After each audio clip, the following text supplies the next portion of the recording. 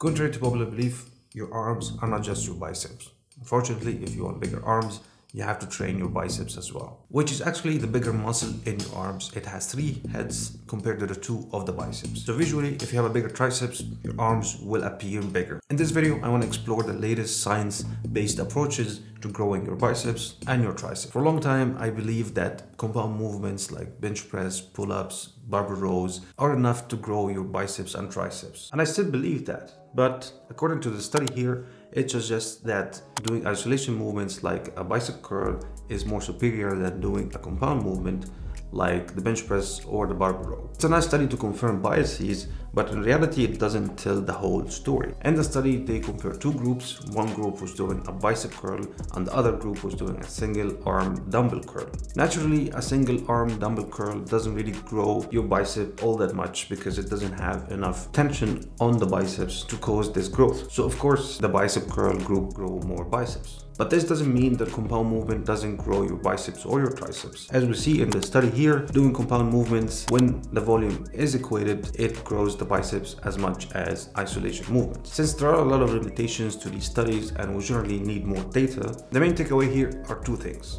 If you want to be time efficient in the gym and don't want to spend 2 hours at the gym, doing compound movements is a totally fine thing, and it will grow your biceps and triceps as much as isolation movements. However, if you have enough time in the gym, then by all means do your isolation movements, but don't sleep on your compound movements as well. That being said, not all exercises are created equal. So what are the best exercises to grow your biceps and triceps? Before that though, I want to mention when training arms, especially biceps, it's really important to have a really good mind-muscle connection to your biceps and really control the eccentric, control each rep. This has been the bread and butter for bodybuilders for generations, but also in 2018, it was supported by some scientific evidence. As we can see in the study here, having a muscle-mind connection is essential for bicep growth. So doing biceps like this will not produce the results that you think it will produce. It's better to focus on slow, eccentric and controlled movements. It's fine to add some body movement in the concentric portion of the lift in your last few reps, but the eccentric portion needs to be slow and controlled. It's also important to fully lengthen the biceps in the eccentric phase, not just go 80% of the way down. As this study here suggests, that partial range of motion at long muscle lengths could improve muscle growth. Even though all these studies are just scratching the surface and has their own limitations, but if they have any grains of truth, why not take them? So with that in mind, we can conclude that the best exercises for bicep growth and tricep growth is the one that fully stretches your biceps and triceps. Something like behind back cable curls, incline dumbbell curls, or preacher curls should be your core for your biceps training. For your triceps, you can do something like overhead cable or overhead dumbbell extensions. Those will give you the most stretch in your triceps. And one arm movements like single cable pushdowns or rope pushdowns. I like to use the single arm cable pushdowns for more concentration and to balance out any imbalances between the 2 arms. Last question I want to answer here is how many sets you should be doing per week. In the science-based fitness community, the current recommendation is 10 to 20 sets per week. And this is supported by many studies. For example, this one here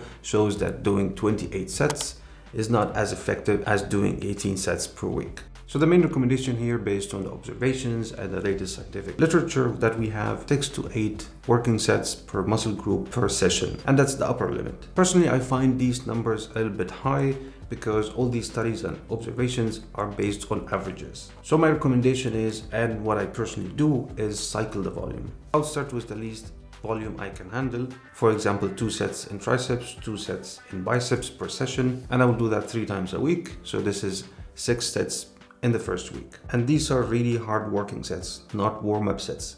You will want to approach failure in these sets. You really need to challenge yourself if you want to grow your biceps. And in the following week, I will keep adding 2 more sets for biceps and for triceps. And each session, I will assess my response to the last session work. Am I pumped enough? Am I sore from last session? Did I recover from the last session or not? Because naturally, you can't keep adding volume forever. You have to stop at some point, unless you want to stay in the gym for 10 hours. And as we saw, the upper limit is 18 to 20 sets per week. And this is also supported by another study. Yes, it has its own limitations, but it's one more evidence in support of this claim. So our ceiling is anywhere between 18 to 20 sets per week. So once we hit that ceiling, we should cycle back to 6 sets per week and then progress up again. And that's pretty much it. Do this, eat well, sleep well, and your biceps will grow. One more thing here, this is the latest updates and the most optimized way to grow your muscles according to science. And this is how I grew mine to 18-inch. But at the end of the day, growing muscles is a genetic thing. If you don't have good genetics to grow muscles, you will not grow it fast. So you have to be patient and just keep training and trusting the process. It is sad, but true. But this doesn't mean that you should be slacking and not doing what you should be doing to grow your muscles. You can make all the excuses in the world, genetics or not. If you don't put in the work, nothing will really grow.